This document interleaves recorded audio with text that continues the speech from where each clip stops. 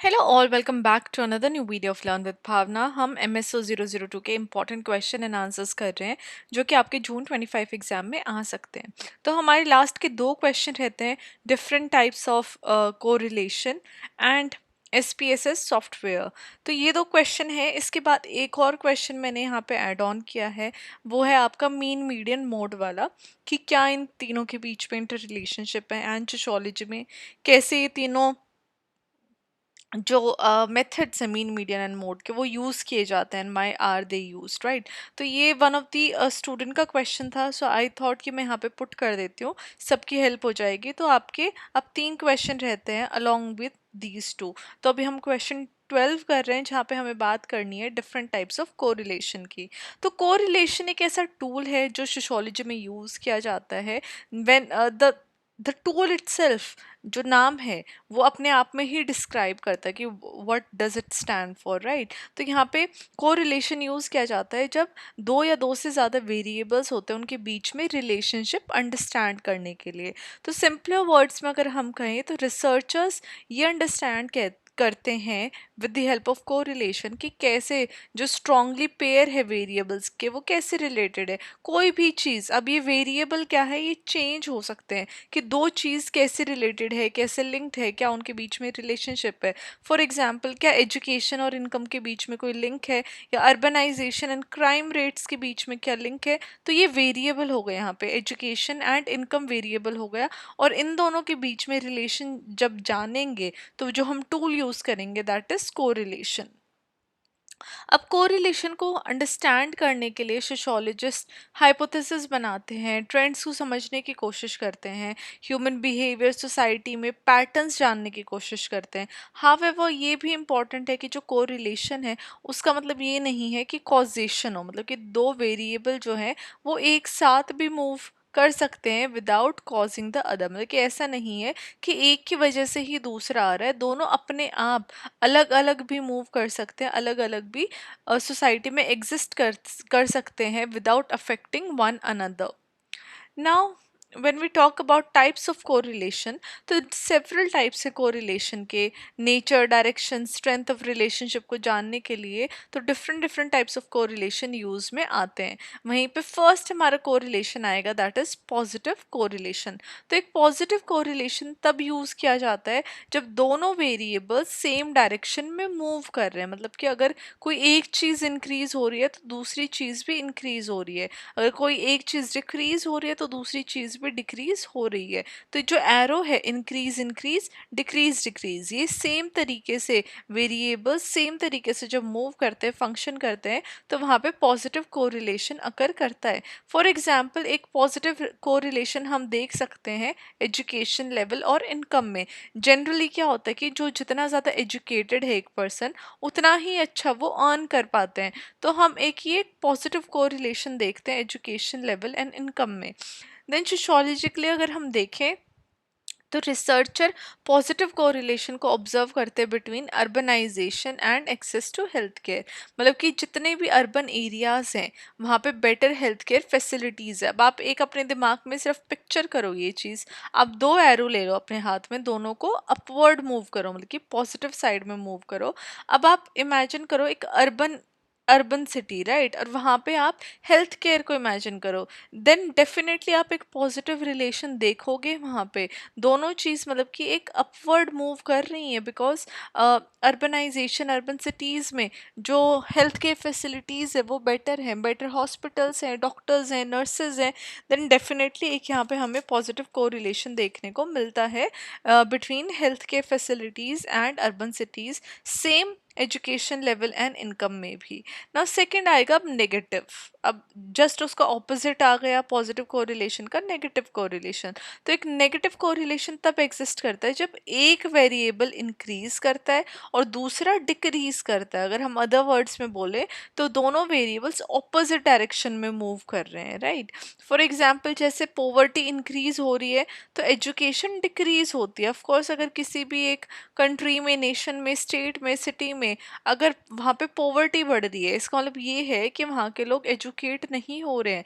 Because जैसे हमने positive correlation में देखा कि अगर एजुकेशन बढ़ती है तो सैलरी भी बढ़ती है, बट अगर लोग पढ़ेंगे ही नहीं, वो they do not have the skills, तो उनको जॉब भी नहीं मिलेगी अच्छी, एंड डेफिनेटली उससे पॉवर्टी इंक्रीज होगी।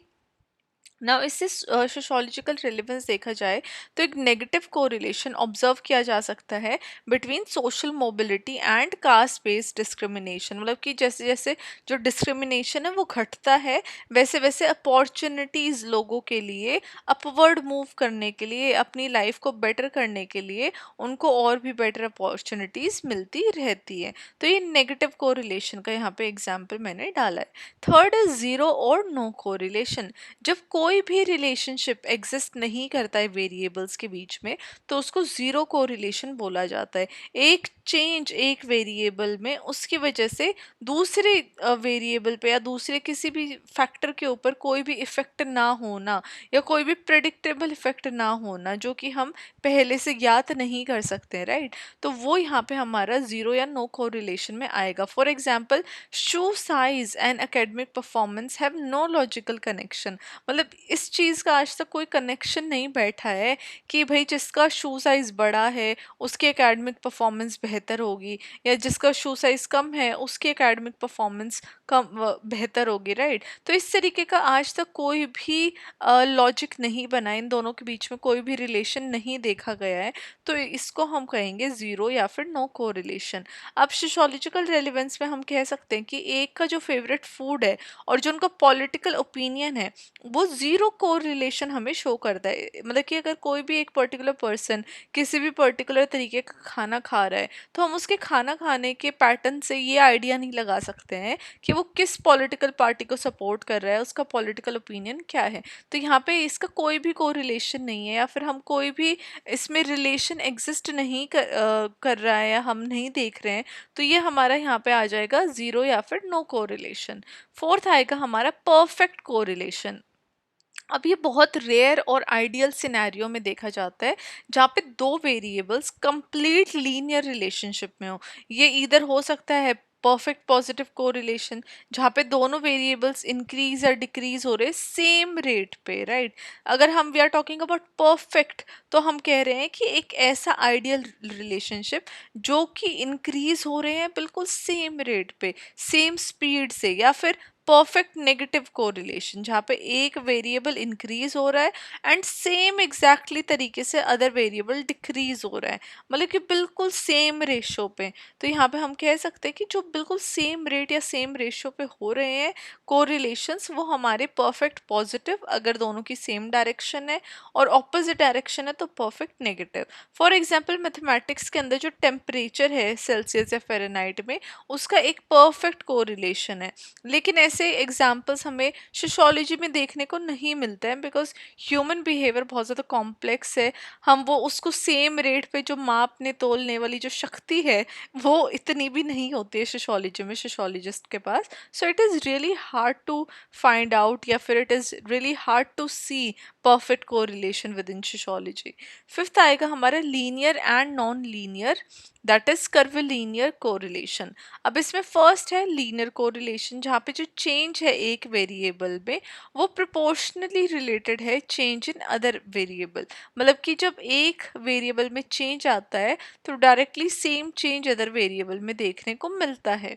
अब जब उनको प्लॉट किया जाता है तो एक स्ट्रेट लाइन बनती है। मतलब कि फॉर एग्जांपल, ज़्यादा घंटे अगर हम पढ़ेंगे तो बेहतर हम अच्छा स्कोर कर पाएंगे। तो जितना हम पढ़ रहे हैं उतना बेटर हमारा स्कोर भी बनता जा रहा है। तो ये स्ट्रेट लाइन में जो हमारा रिलेशन है वो हमारा लीनियर कोरिलेशन में आएगा। सेकंड इज नॉन लीनियर और कर्विलीनियर कोरिलेशन। अब इसमें जो रिलेशनशिप है वेरिएबल्स के बीच में वो सेम नहीं रहती है थ्रू आउट। कुछ पॉइंट के टाइम पे या फिर आफ्टर सम टाइम जो ट्रेंड है वो रिवर्स भी हो सकता है, फिर फ्लैटन भी हो सकता है। For example, job satisfaction increase कर देगी जैसे ही सैलरी किसी भी एक पर्टिकुलर पर्सन की बढ़ जाएगी। लेकिन जब वो सैलरी बढ़ जाती है उस पॉइंट के बाद भी अगर वर्क प्रेशर है या फिर और भी सारी चीज़ें हैं, पहले तो इंसान सोचता है कि भाई यहाँ तक मेरी सैलरी आ जाए, इतना मुझे इंक्रीमेंट मिल जाए या फिर इतना मेरा प्रमोशन हो जाए। बट जब उस लेवल पे पहुंच जाता है, देन अगेन वो जो साइकिल है सैलरी बढ़ने की, या जॉब सेटिस्फैक्शन नहीं हो रहा है या फिर वर्क प्रेशर हो रहा है, तो वो जो साइकिल है वो चलती रहती है, जिसकी वजह से वो सेटिस्फैक्शन अगेन रिड्यूस हो जाती है। तो कुछ टाइम पे तो क्या है, वो ग्राफ ऊपर जाएगा, बट उसके बाद जो डिससेटिस्फैक्शन है या फिर कहीं ना कहीं वर्क प्रेशर है और चीज़ें, उसके बाद वो जो लीनियर जो ग्राफ है वो नीचे चला जाएगा, राइट। तो ये नॉन लीनियर या फिर कर्व लीनियर कोरिलेशन में हमें देखने को मिलता है। तो ये हमारे 5 टाइप के कोरिलेशन हमने डिस्कस किए हैं, अंडरस्टैंड किया। आई होप आप लोगों को समझ में भी आ रहे होंगे। एट द एंड हम अपना आंसर कंक्लूड करेंगे ये कहते हुए कि कोरिलेशन अपने आप में एक बहुत इंपॉर्टेंट टूल है जब सोशियोलॉजी में रिसर्च की जाती है, ये जानने के लिए कि क्या स्ट्रेंथ है डिफरेंट वेरिएबल्स के बीच में, क्या उनकी डायरेक्शन है, क्या उनका रिलेशनशिप है, चाहे वो पॉवर्टी या फिर क्राइम को समझना हो, एजुकेशन या इनकम को समझना हो, कास्ट या मोबिलिटी हो। तो यहाँ पे कोरिलेशन हेल्प करता है सोशियोलॉजिस्ट को कि वो मीनिंगफुल पैटर्न्स को समझ सके। हाउएवर ये भी इम्पॉर्टेंट है, हम कोरिलेशन को जब कंबाइन करते हैं डीपर क्वालिटेटिव मेथड के साथ, ये समझने के लिए कि जो रिलेशनशिप है डिफरेंट वेरिएबल्स के बीच में वो क्यों है, कैसे है, एंड कैसे जो एक वेरिएबल है वो दूसरे वेरिएबल को अफेक्ट कर रहा है, इन्फ्लुएंस कर रहा है।